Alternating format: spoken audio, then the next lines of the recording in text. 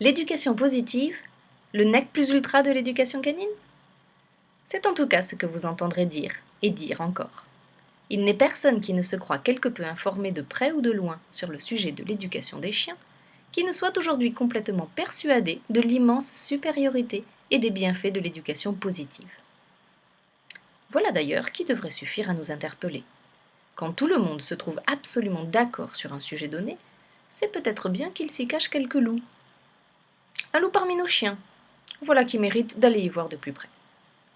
Et tout d'abord, l'éducation positive, qu'est-ce que c'est? D'où ça nous vient?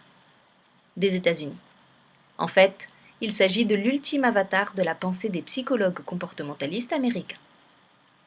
C'est qu'avant de s'arroger le droit d'écouter le monde entier, les Américains se sont persuadés que par des pratiques habiles, on pouvait manipuler n'importe quel comportement de n'importe quel être vivant, les humains y compris. Il suffirait pour cela d'utiliser ce qu'ils ont appelé la technique des renforcements. Encourager les comportements souhaités par des renforcements positifs, c'est-à-dire des récompenses. Décourager les comportements non souhaités par des renforcements négatifs, autant dire des punitions. On s'est ensuite rendu compte de quelque chose que tous les éducateurs de tous les temps savaient parfaitement, et qu'ils résumaient par des formules du genre « on n'attrape pas les mouches avec du vinaigre ». C'est que pour produire un nouveau comportement, les renforcements négatifs n'étaient d'aucune utilité. Comme on n'a pas compris la véritable raison de cette inutilité, sur laquelle nous allons revenir plus loin, et qu'on voulait baigner dans une sorte de rousseauisme tout imbibé de bons sentiments, on en a conclu un mode d'éducation excluant toute forme de punition, voire même de frustration, uniquement construit sur les encouragements et les récompenses. C'est ce qu'on a donc appelé l'éducation positive. Très largement appliquée d'abord aux États-Unis et aujourd'hui en France, tant dans les familles que dans les systèmes scolaires. Et comme il est naturel, ces beaux principes ont été également étendus à l'éducation canine. Pour ce qui concerne les humains, nombreux sont les psychologues et les psychiatres à dénoncer les méfaits d'une éducation strictement positive. Une personnalité, pour s'épanouir, a certes besoin d'être encouragée, ce que l'on sait depuis toujours, mais pour s'affermir, il lui faut aussi rencontrer des limites, apprendre à supporter des frustrations, accepter des interdits. Pour les chiens, je me suis toujours demandé comment les tenants de l'éducation positive pouvaient arriver à persuader, par exemple, un animal ayant chapardé le rôti du dîner, de bien vouloir le rendre positivement. Je ne vois même pas comment ils pourraient lui apprendre à ne pas chaparder le dit rôti, à moins d'en proposer, positivement bien sûr, un autre encore plus gros et plus goûteux.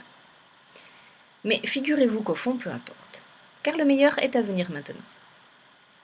Petite devinette. Qui paye les chercheurs psychologues comportementalistes américains? Réponse: en majorité les entreprises. Pourquoi? Parce que les psychologues ont réussi à faire croire aux entreprises qu'ils détenaient la solution à leurs problèmes, la motivation de leurs salariés. Maintenant, seconde devinette. Pourquoi les psychologues continuent-ils de gagner de l'argent en ne cessant d'inventer de nouvelles méthodes de motivation? Pour une raison incroyablement simple. Parce que la motivation est une fumisterie, qu'elle soit négative, comme nous l'avons déjà noté, ou positive. Il est tout simplement impossible de motiver réellement un individu. Les résultats obtenus par ces méthodes sont toujours éphémères et rapidement inexistants. C'est que, dès le milieu du siècle dernier, les éthologistes s'en étaient déjà rendus compte.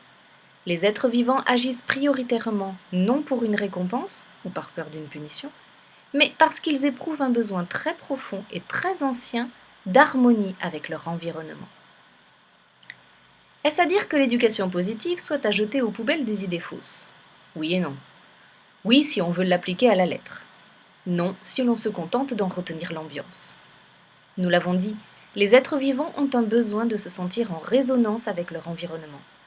Et nul doute qu'un environnement favorable, non menaçant, encourageant, soit le meilleur décor pour permettre une résonance favorable, avec intégration naturelle des limites et des interdits évoqués précédemment. Il est temps de passer de l'éducation positive à ce que l'on pourrait appeler l'éducation harmonique.